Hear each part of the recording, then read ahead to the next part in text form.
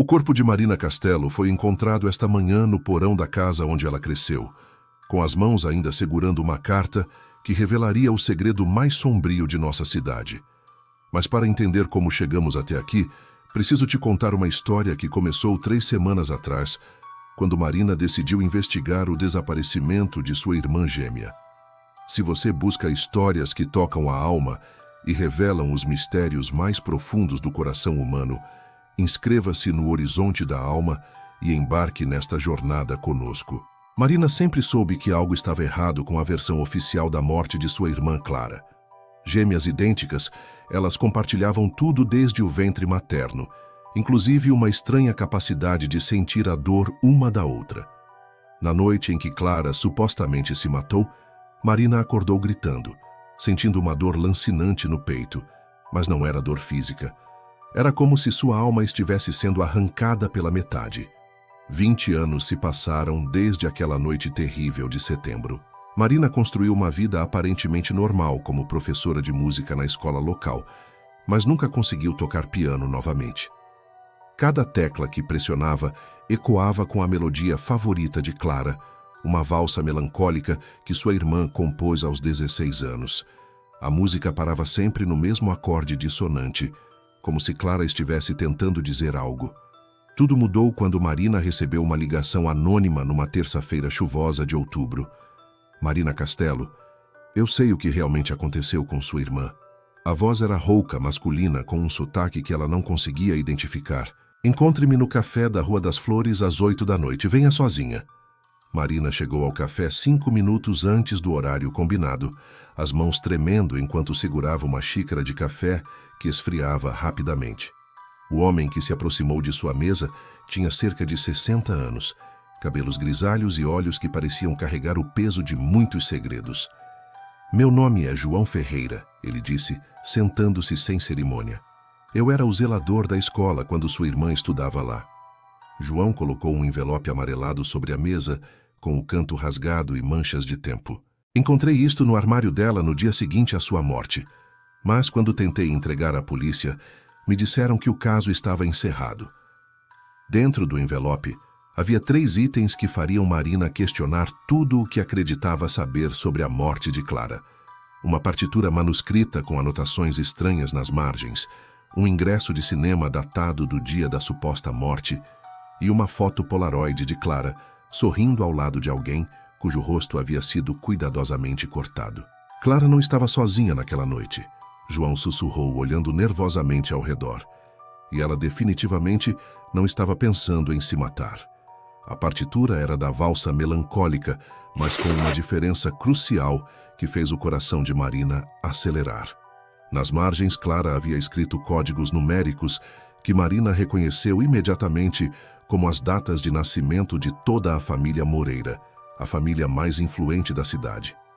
O ingresso de cinema mostrava que Clara havia assistido a um filme às 9 da noite, 2 horas depois do horário oficial de sua morte. Marina saiu do café com mais perguntas do que respostas, mas pela primeira vez em 20 anos, tinha esperança de encontrar a verdade.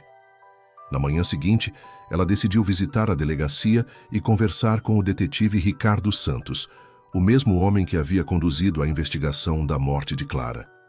Santos estava aposentado há 5 anos, mas Marina o encontrou em sua casa modesta nos arredores da cidade, cultivando rosas brancas em seu jardim. O homem que um dia foi considerado o melhor detetive da região, agora parecia uma sombra de si mesmo, com as mãos trêmulas e o cheiro de álcool impregnado em suas roupas. Marina, ele disse, sem surpresa, como se estivesse esperando por ela há anos. Eu me perguntava quando você viria me procurar. Santos a convidou para entrar em sua casa, onde pilhas de arquivos empoeirados ocupavam cada superfície disponível. Sua irmã, ele começou, servindo café em xícaras desiguais, foi um dos poucos casos que nunca consegui esquecer. Ele admitiu que havia inconsistências no caso que o incomodaram por décadas, mas quando tentou investigar mais a fundo, recebeu pressão de seus superiores para encerrar o caso rapidamente. A família Moreira tinha muito poder nesta cidade, Santos disse, sua voz carregada de arrependimento. E quando pessoas poderosas querem que algo seja esquecido, geralmente conseguem o que querem. Santos revelou que Clara estava sendo chantageada nas semanas anteriores à sua morte, mas ele nunca conseguiu descobrir por quem ou por quê. Havia ligações estranhas para o telefone de casa dos Castelo, sempre tarde da noite, sempre desligando quando alguém atendia. Marina se lembrava dessas ligações, como se fossem sussurros fantasmagóricos que perturbavam o sono da família. Existe algo mais, Santos disse, hesitando antes de continuar. No dia da morte de Clara, eu encontrei algo em seu quarto que nunca foi incluído no relatório oficial. Ele foi até um arquivo trancado e retirou um pequeno gravador de fita, do tipo que estudantes usavam para gravar aulas. Esta fita estava escondida dentro do colchão de Clara, ele explicou, suas mãos tremendo ao segurar o aparelho. Nunca tive coragem de ouvi-la completamente. Marina pegou o gravador com mãos reverendas, sentindo que estava prestes a ouvir a voz de sua irmã pela primeira vez em 2 décadas. A fita começou com ruídos estáticos, depois a voz inconfundível de Clara, sussurrando como se tivesse medo de ser ouvida.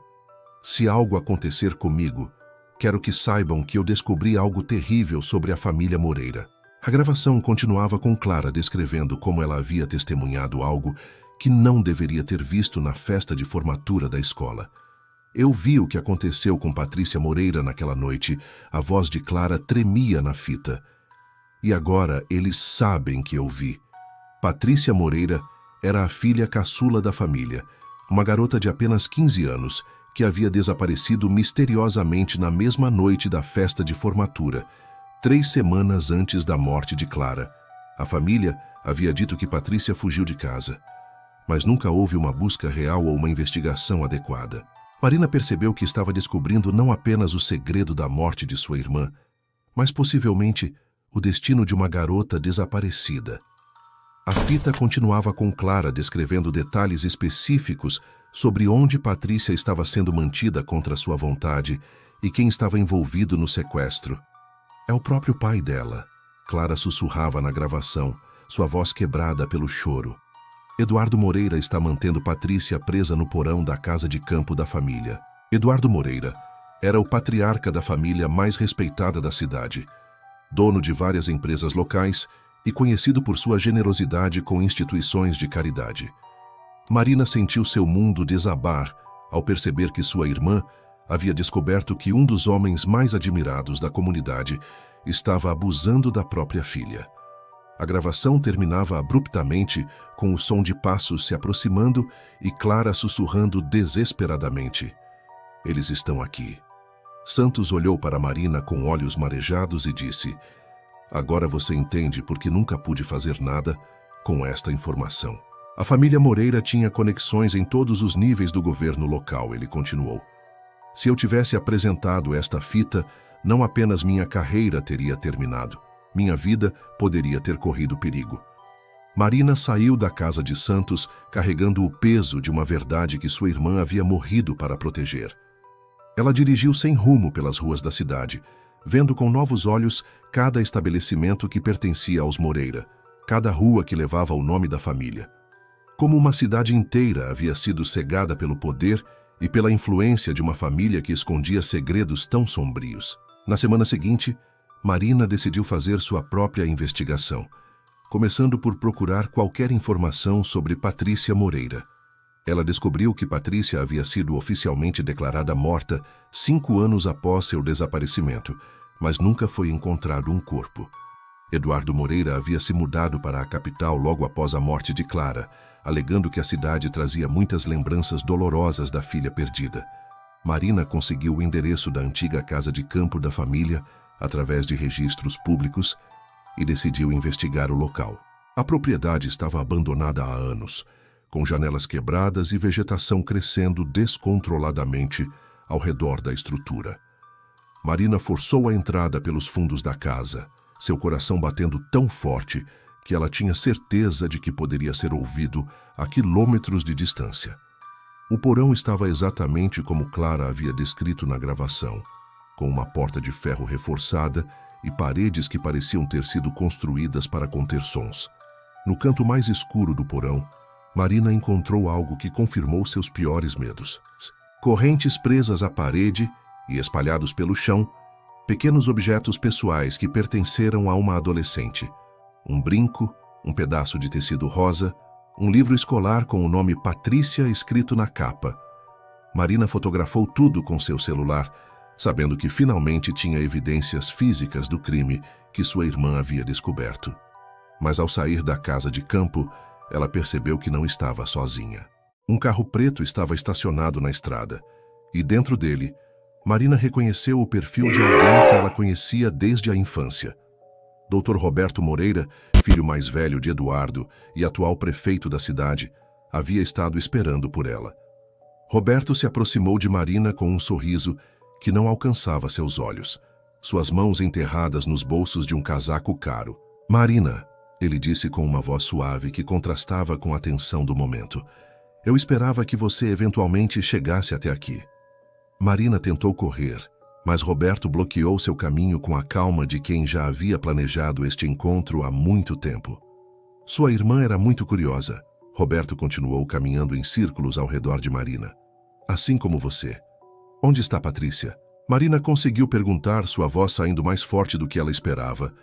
Roberto riu, um som frio que ecoou no ar da tarde. "Patrícia está onde sempre esteve", ele respondeu.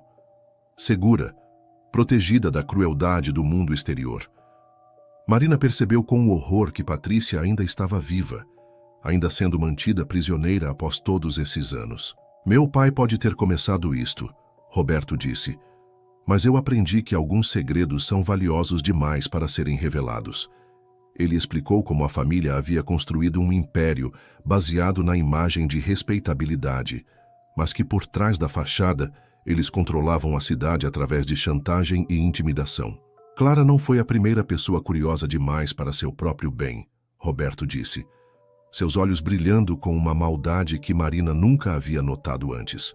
Marina compreendeu que não apenas sua irmã havia sido assassinada, mas que provavelmente havia outras vítimas ao longo dos anos. "Você tem duas opções", Roberto disse, tirando um envelope de seu casaco. "Pode aceitar este cheque e esquecer tudo o que descobriu, ou pode seguir o mesmo caminho que sua irmã." Marina olhou para o envelope, sabendo que dentro havia dinheiro suficiente para mudar sua vida, mas também sabendo que aceitar significaria abandonar Clara para sempre. "Nunca", ela disse, surpreendendo-se com a firmeza de sua própria voz. Roberto suspirou teatralmente, como se estivesse decepcionado, mas não surpreso. "Eu esperava que você dissesse isso", ele admitiu. "É por isso que tomei a liberdade de preparar uma alternativa." Ele mostrou para Marina uma seringa preenchida com um líquido transparente. "Isto fará você adormecer", Roberto explicou, "e quando acordar estará num lugar onde poderá refletir sobre suas escolhas." Marina percebeu que Roberto planejava mantê-la prisioneira, como havia feito com Patrícia, criando mais uma vítima para proteger os segredos da família. Mas antes que Roberto pudesse se aproximar com a seringa, Marina ouviu o som de sirenes se aproximando rapidamente. Santos havia decidido que não podia mais viver com o peso de sua consciência e havia chamado a polícia estadual, pessoas que não estavam sob a influência da família Moreira. Roberto olhou ao redor desesperadamente, percebendo que suas opções estavam se esgotando rapidamente. "Isto não termina aqui", ele gritou para Marina antes de correr em direção ao carro. Marina permaneceu no local até que os policiais chegassem, ainda segurando o gravador com a voz de Clara e as fotografias que havia tirado no porão. A investigação que se seguiu revelou uma rede de corrupção que se estendia por décadas, envolvendo não apenas a família Moreira, mas vários funcionários locais que haviam sido comprados ou intimidados. Patrícia foi encontrada viva, mantida em uma propriedade rural secreta, agora uma mulher de 35 anos que havia perdido as 2 décadas mais importantes de sua vida. Roberto Moreira foi preso tentando fugir para o exterior, e durante seu interrogatório, confessou não apenas o assassinato de Clara, mas também a morte de pelo menos 3 outras pessoas que haviam descoberto os segredos da família.